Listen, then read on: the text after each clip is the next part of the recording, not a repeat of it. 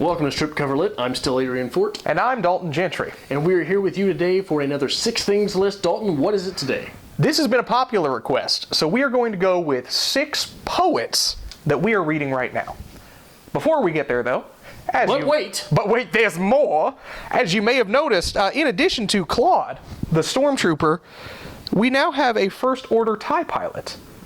What might that be? That is Curtis. He is our second patron on Patreon, and we wanted to appreciate him with the same fashion that we appreciated Claude, and eventually our bookshelf is going to be overflowing with toys.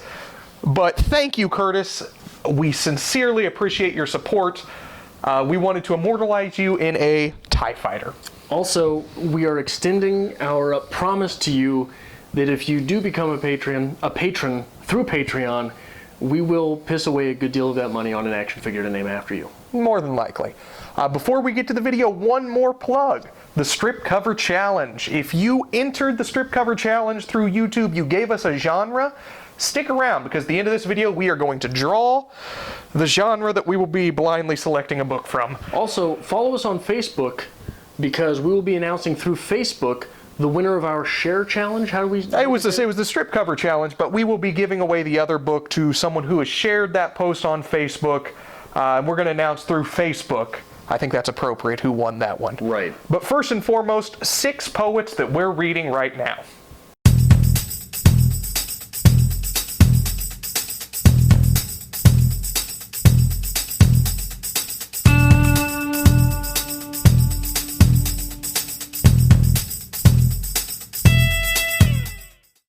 My first choice for poet that I am currently reading, and I can already hear Dalton fangirling, Emily Dickinson. Now, look at the size of this thing. This is the complete poems of Emily Dickinson. All 1,775 of them. Yes, I know how many poems Emily Dickinson wrote. And she's someone that I am constantly reading and just nibbling around the edges, you know. This comes from Donald Miller in Blue Like Jazz, on the fact that young male readers always fall in love with Emily Dickinson. I don't care why we get crushes on Emily Dickinson. It is a rite of passage for any thinking man. In her 1,775 poems, she addresses everything. And sure, sometimes her themes are clunky, her hand is a bit heavy, she will speak about things that are kind of on the periphery of what you might be familiar with. She'll use words and throw out words that you don't really know, and you just have to look up. But she is a poet who is willing to ponder basically anything and expressed it through her writing. I've got some of my favorite lines here. I measure every grief I meet with narrow probing eyes. The brain is wider than the sky, for put them side by side, the one will contain the other with ease, and you beside. The frost of death was on the pane. Secure your flower, she said her. Like sailors fighting with a leak, we fought mortality. My first poet, unfortunately, again comes from Adrian's influence upon me. You've probably seen this guy a few times now, Charles Bukowski. I was recently introduced to Bukowski, and that may have been a bad thing for me. And if you watch many of these videos as we're chomping cigars, you don't get to see us gulping down whiskey. That comes after we're done filming.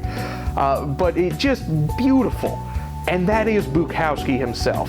Now, Adrian's told you many times that The Bluebird is his favorite poem. If you get a chance, read it. All of his poems are very short, very quick to read. Great poem. Personally, my favorite is called When You Wait for the Dawn to Crawl Through the Screen Like a Burglar to Take Your Life Away. It's just wonderful. It's going to take you less than a minute to read, and then it's going to take you the rest of the day to figure out. Richard Seiken. Honestly, it's just this one book. It's all I've ever found from him. It is called Crush, and I think the greatest compliment that you can pay a poet is to say, hey, I've never read that before. And I have never read this before. Apparently very few people had, as this was the winner of the 2004 Yale Series of Younger Poets, which I believe is poets under the age of 35, so I've still got some time. The poems that really stood out to me were You Are Jeff and Meanwhile. This coming from Meanwhile, my favorite quote in the whole book. I sleep, I dream, I make up things that I would never say, and I say them very quietly. Again, because I always have to have a little bit of heat from Adrian and make him disagree with me, my second choice for poets that I'm reading right now, Billy Collins. Billy Collins was the Poet Laureate for the United States from 2001 to 2003, so obviously that says something about this man's skill, because that's not just a title they just throw around for anybody. If you get a chance to read it, my personal favorite from Billy Collins is The Best Cigarette. Absolutely beautiful imagery. I actually just read it to Adrian to try to sell it to him, and he disagrees completely, but that's okay. We'll just leave him to his Emily Dickinson. Tupac Shakur. This is his book of poetry, The Rose That Grew from Concrete. As you can see here, it is his handwriting on one side. The kissing page is the poem typed out. Now, I have more than a cursory knowledge of Tupac's music, and I can tell you this is not Tupac's music.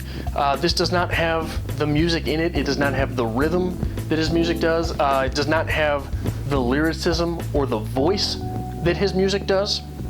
Some poems that stood out to me in this were the titular poem, The Rose That Grew from Concrete, also The Power of a Smile, What Can I Offer Her, and Genesis. I believe these poems were compiled chronologically. I have no evidence of that, but the reasons that I believe that are that going through, you can see his handwriting get better.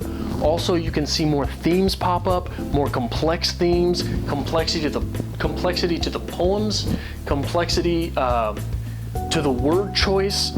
And as a writer, that's the most interesting thing to me, is that you can see the artist and the legend that was Tupac slowly emerging from this. As things go on and things progress, you really start to get a feeling of the fact that this guy was going to go on to bigger and better things, namely revolutionizing what rap music was. Finally, I have to throw out a bit of a classic here, but a favorite of mine, and I am always constantly reading, Thomas Hardy, not Tom Hardy, Thomas Hardy. My personal favorite from Mr. Hardy is a poem from 1867. The poem itself is called Neutral Tones. This was written pretty early in his career. He was pretty prolific from the 1800s towards the 1900s. And the best part about a classic, if I may revel you, let me just go ahead and read you Neutral Tones by Thomas Hardy. We stood by a pond that winter day, and the sun was white as though chidden of God, and a few leaves lay on the starving sod. They had fallen from an ash and were gray. Your eyes were on me as eyes that rove over tedious riddles of years ago, and some words played between us to and fro, on which lost the more by our love. The smile in your mouth was the deadest thing, alive enough to have strength to die, and a grin of bitterness swept thereby like an ominous bird a wing. Since then, keen lessons that love deceives, and rings with wrong have shaped me to your face, and the God-cursed sun, and a tree, and a pond edged with grayish leaves. So that's it, 6 poetry reading right now, and I really I don't dislike, but I do not like Billy Collins. And I think Emily Dickinson is the worst thing that's ever happened to poetry. And I've made that very clear for a number of years. I don't like Emily Dickinson. Okay, so one thing that we had to do in one of our classes together as undergrads, yeah, Dalton, I'm sharing this. We had to change the form of a poem to see if it changed the message. Now, he's going to claim credit for this, but it was my idea. I threw it out. We had to make a visual from the poem. You had to use the poem to make a visual. A shaped poem. We had to make a shaped poem from a regular poem. Yes. I said, hey, Dalton, why don't you put an Emily Dickinson poem into the word shit? So I very meticulously took I heard a fly buzz when I died, and very carefully sculpted it into the word shit. That is my masterpiece. That is the most creative thing you've ever done. It was beautiful. And as has been the case from the moment we met, the most creative thing you've ever done was my idea. Absolutely, that's what I'm here for. On a much more important note than Emily Dickinson, the strip cover challenge. We have promised that we will draw a name. In here we have the... Not a name, a genre. A genre. This is a genre that was put in the comments of the strip cover challenge. So the way this is going to work is I'm going to draw from this. We're going to go to the bookstore, blindly pull a book from this genre, and that's what we're reading. Yeah, mainly people who commented on this, I hate you. Nobody gave us anything good or worth what this is going to hurt. Adrian. Yes. For the first installment of the strip cover challenge. What are we reading, Dalton? Mr. Brian Dusky, okay. You are the winner of the strip cover challenge with women's fiction. What is women's fiction? I don't know, but I think there's women's lit sections. Yeah, there's women's lit sections. Is that what is considered women's fiction? I think so. We'll be in touch with Mr. Dusky to clarify this. But women's fiction is the current front runner. Thank you, Brian, for participating. Thank you, everyone else. If you did share on Facebook, make sure you check Facebook. You could still be a winner. And hopefully this takes off better than I hope it does. And we make this work. So let us know in the comments what poet you're reading right now. Absolutely. Let us know what you think of women's fiction with us. And how terrible are Dalton's choices. And how wonderful was Bukowski. Thank you for watching. Thank you for watching another episode of Strip Cover Lit. It is part of our goal to bring you literature. Be that from the writer's perspective, the reader's perspective, be it from film, books, poetry, no matter what. That's part of our goal here. The best of literature and writing almost every day of the week. Right. So if you noticed something here that brought value to your writer's life, we'd really appreciate it if you hit that subscribe button. That really is what pushes us. I mean, we wake up every day, we're like, hey, how many people are actually following? How many people are watching? What can we do here? So make sure you're hitting the subscribe button. Join us every week, actually. Monday, we'll start your week off with a 6 list, get you back into your literary week. Tuesday, we'll hit you with our reader's review. Book review, pretty simple, easy, straightforward. We'll go back into another 6 list on Wednesday. Thursday, we do a little bit of something fun. We'll do challenges, we'll do tags, maybe book hauls. Maybe a makeup challenge. A makeup challenge. We'll see what's coming. Friday, we'll hit you with a writer's quote of the week, get you through the weekend, make you think.